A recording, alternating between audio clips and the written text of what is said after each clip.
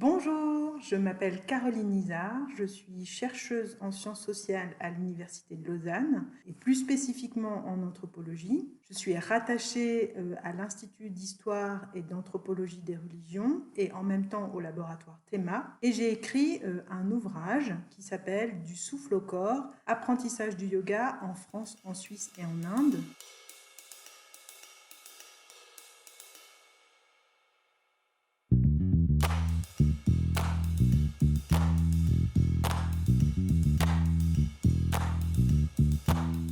Cet ouvrage est issu d'un travail de recherche que j'ai mené en France, en Suisse et en Inde entre 2013 et 2018, où j'ai eu l'occasion de rencontrer de nombreux pratiquants et professeurs de yoga, de différents courants, de différentes orientations. Donc j'ai vraiment souhaité par cet ouvrage montrer un panel de pratiques très large, allant des personnes qui pratiquent pour des raisons plutôt de bien-être, de détente, de santé. D'autres personnes qui pratiquent pour des finalités peut-être plus spirituelles, plus justement thérapeutiques, ou enfin des passionnés qui changent littéralement de mode de vie ou toute leur vie tourne autour du yoga. Donc j'ai essayé de retracer un peu ces itinéraires de pratique à travers différentes thématiques, c'est-à-dire la question du corps, du souffle, de l'apprentissage, de l'activité corporelle, sur certains points un peu polémiques, éventuellement de l'activité un peu plus sportive, de la santé, évidemment, qui est une question absolument fondamentale, de la spiritualité et d'autres pratiques, c'est-à-dire des lectures, des modes justement de légitimation utilisés par certains professeurs,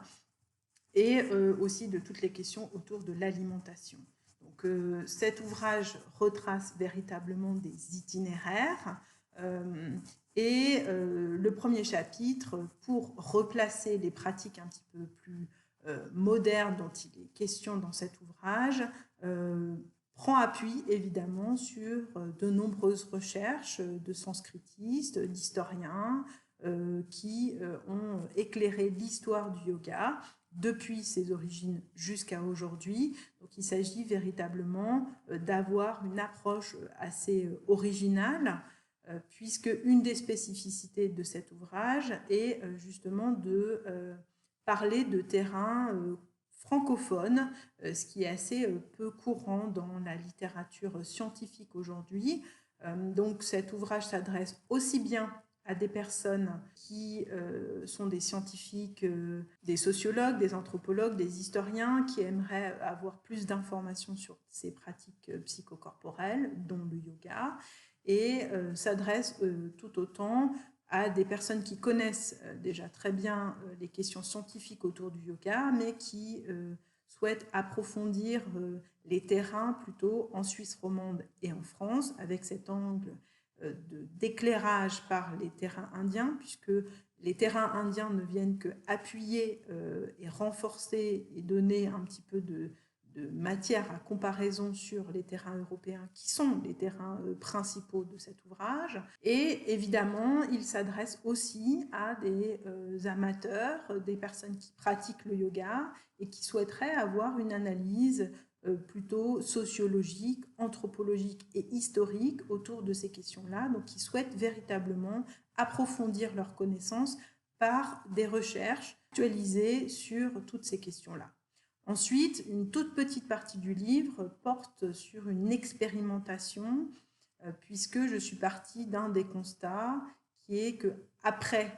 un cours de yoga, la majorité des personnes déclarent se sentir bien, détendues. Donc, j'ai souhaité interroger un petit peu cette question et je me suis rendu compte que justement pour pouvoir l'interroger, soit on parlait du corps en termes de représentation du corps, de symbolisme, soit on pouvait parler de ce bien-être aussi par rapport aux effets physiologiques. Donc, comme il y a une véritable scission dans la littérature scientifique, j'ai souhaité mener une approche pluridisciplinaire afin d'évaluer sur une pratique, une technique de respiration, d'enregistrer une fréquence cardiaque, une fréquence respiratoire pour voir véritablement si ce bien-être et observables, et de comparer ces données-là au discours que les personnes ont sur leur corps. Cet aspect du bien-être est une aussi des originalités de cet ouvrage, qui est une toute petite partie, puisque l'ancrage est d'abord anthropologique et sociologique. Donc je vous invite à lire cet ouvrage s'il vous intéresse, et je serai ravie que vous me contactiez si vous avez des questions. Merci beaucoup, au revoir, très bonne journée.